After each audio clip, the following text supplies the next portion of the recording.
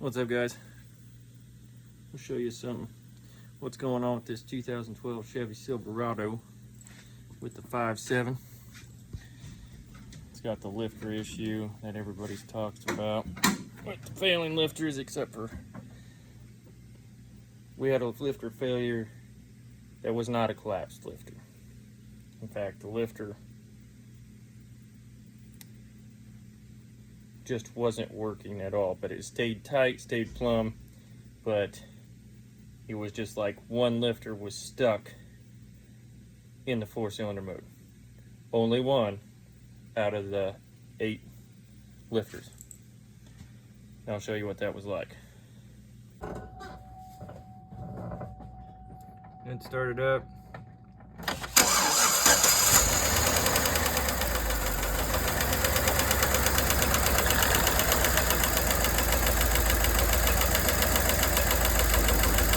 All right.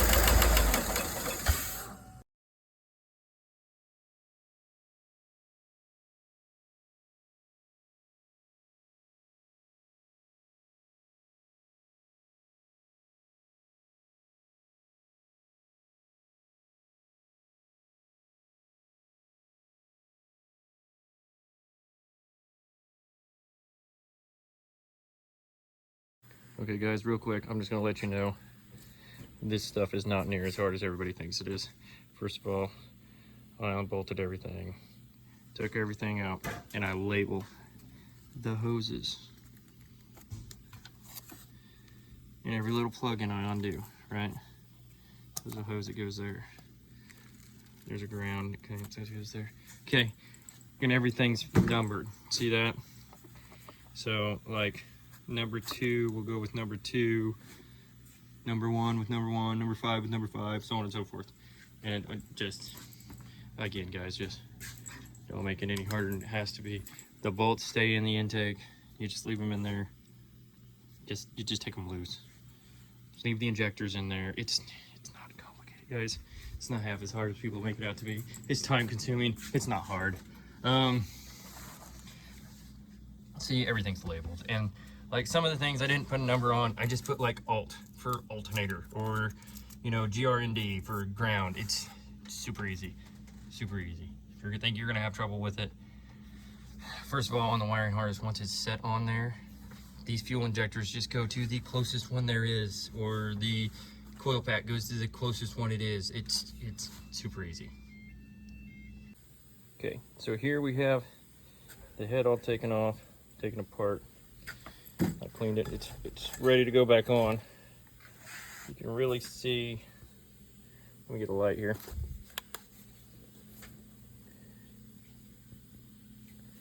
Down inside the valves. That one looks pretty good. That one looks all right. And then this one was really gunked up. Now I shot some starting fluid on it and stuff, cleaned it up a little bit, but it was terrible. So that was the one that wasn't working. It was on the exhaust stroke. So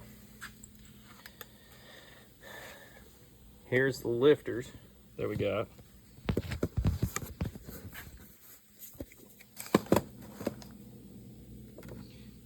And you see, here's one lifter. See how that moves? Okay. That one moves. Uh-oh. So that was our one that failed. And it wouldn't operate correctly. It just stayed with the spring working and not moving the push rod. And if you look, compared to the other lifters, it's just a tiny bit taller. So that was my issue. My lifter was not collapsed. My lifter was stuck, operating in shutdown mode. Now, from my understanding on this truck, about a year or two ago, they had already replaced all the lifters on it. And so I'm just doing a favor, very good friend of mine, and I'm just gonna Told him I'd just replace one on side. And so hopefully the other side's still good. I'm assuming, I wouldn't think you can get more than 2 bad ones in a bunch, but I mean, I guess it's possible. Some people say, well, while you're there, fix it. Well, here's what I was always told by my daddy whenever we was hillbillies growing up, is if it ain't broke, don't fix it. So we're gonna leave her be. That side seems to be working. It was replaced 2 years ago. We're just gonna replace this side, put new lifters in here, which we already have, and highly recommend when you put new lifters in to put new cassettes, which we did, and hopefully everything goes back together and works correctly. It should. All right, so when we go to put in the cassettes, see that U shape going up there? That means she'll only go in one way. You can't mess it up. See, the U shape, obviously this one would have to go on the back, because if I flipped it over, it can't go on the front because of the U shape. So this one would have to go on the back whenever I replace it. Okay. Which means that the other one,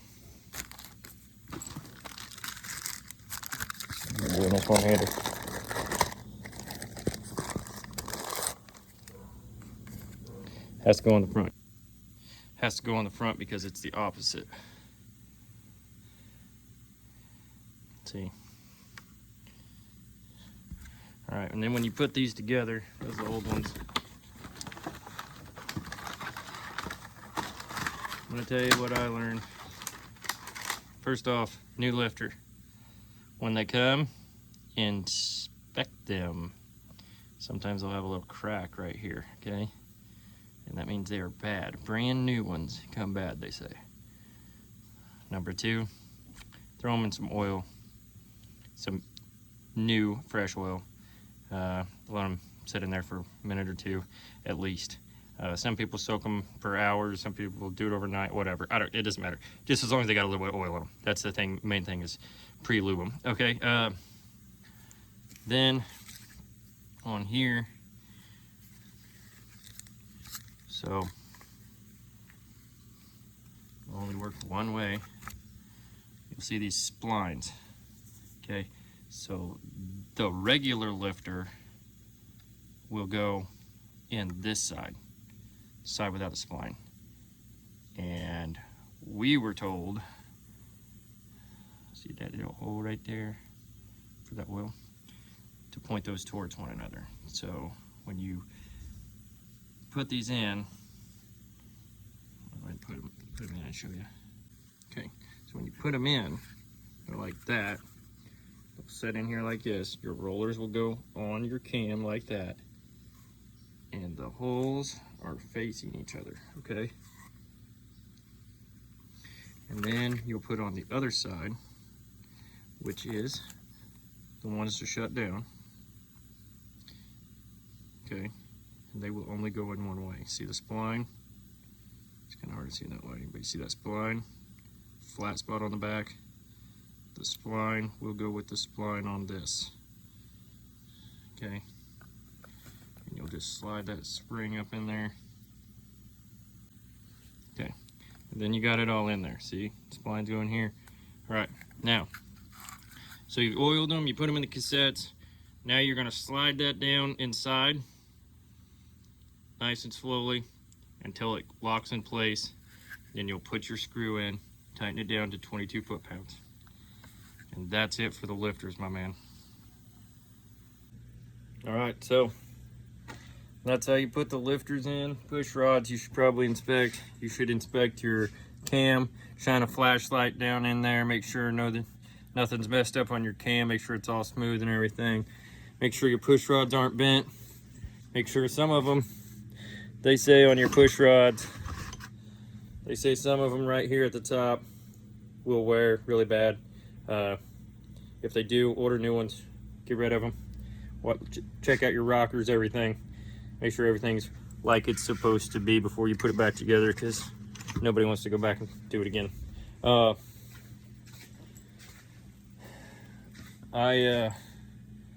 I would recommend changing the oil immediately, putting fresh oil in, everything. Some people say to change the screen and the oil sensor.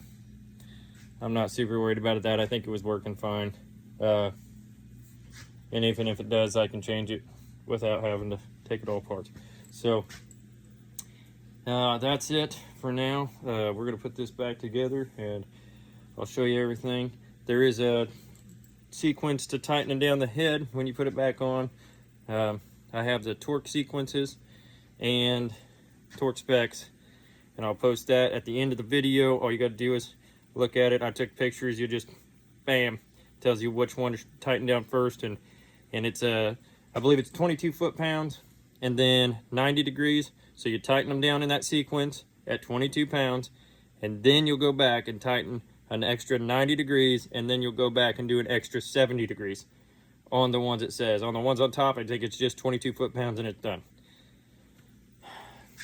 So, but that'll be at the end of the video, and if you guys think of anything else, just leave me a question in the comments or whatever.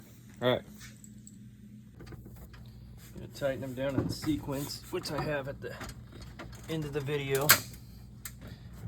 One in the middle right here in the first, in the middle of the head. That's gonna be your first one. So that's the first one. You'll tighten it down. And they feel tight sometimes all the way down. Just make sure you don't go past your torque spec. Once you get it down there all the way, tighten it down to 22 pounds and then go through the entire sequence. So do that one 22 pounds, and then do this one down here 22 pounds, and so on and so forth until you get through the sequence. Then come back and we're gonna run them 90 degrees. So we would take this bolt, and I like using a breaker bar for this. Put your socket on there, and you're gonna turn it 90 degrees. Okay? If you have a little trouble with that, get you one of these handy dandy protractors that your kids probably use in school, and that will help you out a lot. So you just hang this out over here on these valves. Make sure it's square. Now make sure that you get square with that 90. When you come back over here to the 0 or the 180, you have your 90 degrees. Now, once you go through the sequence to do the 90, you got to come back and do 70. And you'll come back, and that's kind of different. So you just go on the protractor and you'll just go to 20 degrees from the 180. So just go to 20 degrees, because that's actually 70 if you go from this position to this position is 70 degrees.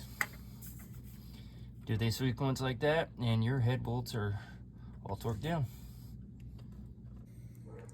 All right, so like was said, whenever it goes to tighten down these head bolts, we're just gonna go in here.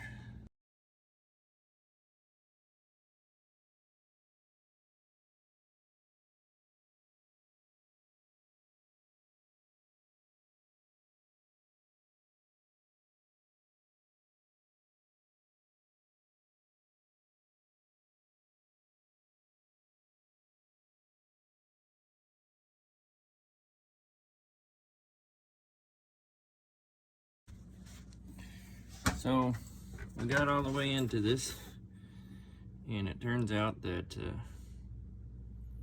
I've changed the lifters, I've changed the VLOM and everything I could to get this one valve to move, and it's not working.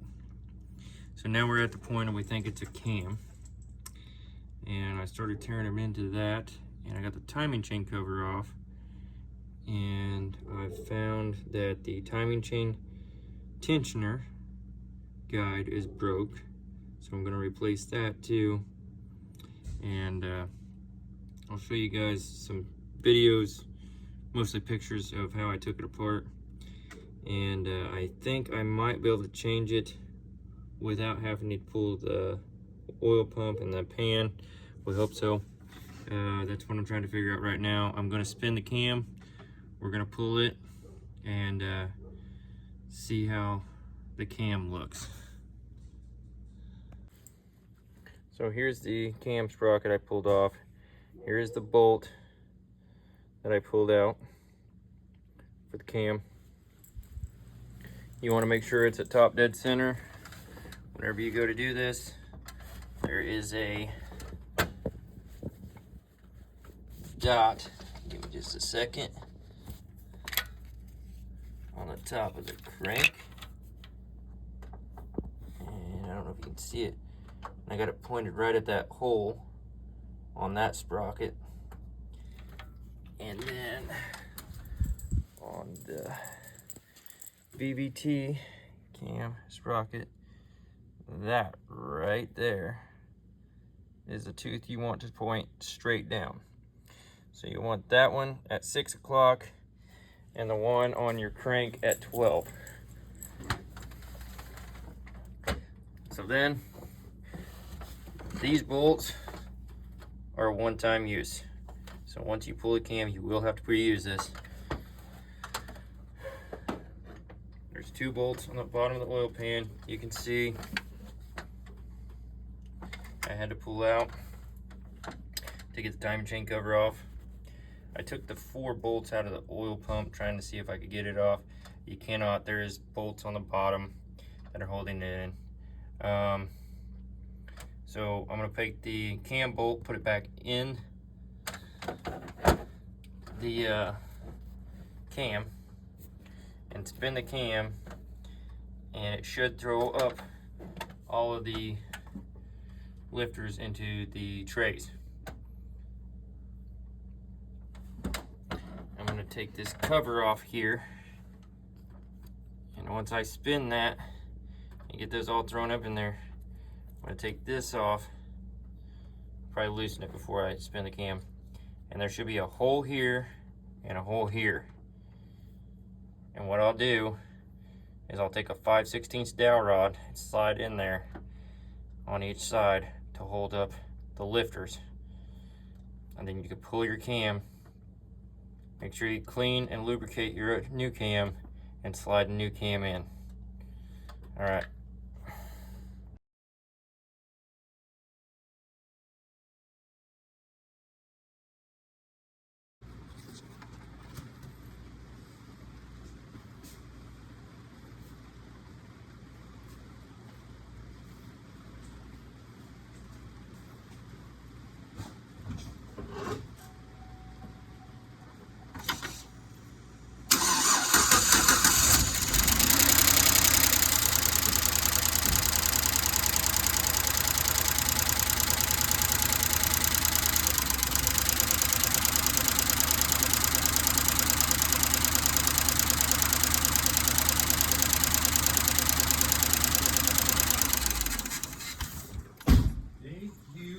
Jesus.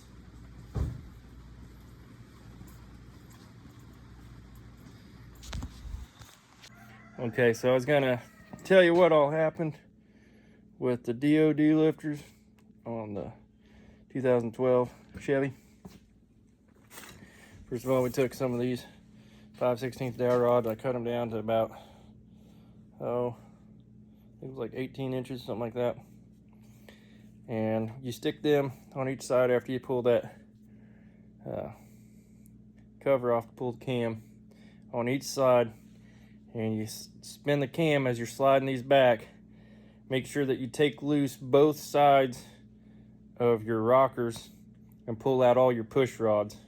And you can slide this down on one side, then slide it down on the other, and keep turning that cam as you're sliding it through there, and that'll hold up all your lifters. So when that got all through there, and I pulled the cam out, I'll show you the cam. There's a picture of it It had a little bit of scarring. It was just enough scarring that every time, after so many revolutions, it would turn that one DOD lifter 90 degrees. When it turns at 90 degrees, it gets no oil to it, and that's what makes it stop working. So it stopped working, and it kept turning 90 degrees.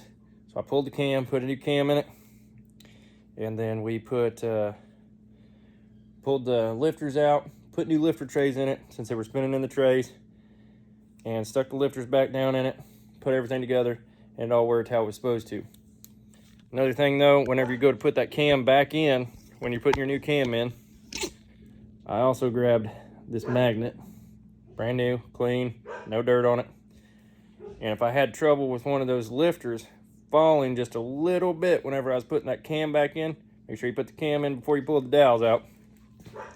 You could snake this down inside those lifter holes and snag onto some of those lifters and pull them up just a little ways to get them out of your way to slide that cam on in. But that's just a few things I done. Knowing now, if I'd have known it was going to be that big of a deal, I would have deleted the complete system. But that's what happened. So we got it all put together. It works. So I'm happy. He's happy.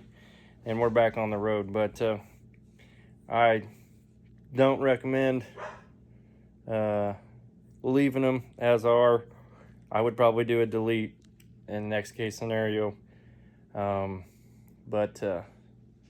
Anyways, that's how it ended up. So anyways, if you guys need anything else, you know, like, comments, whatever, let me know what I need to do, what I need, if you have any questions or anything.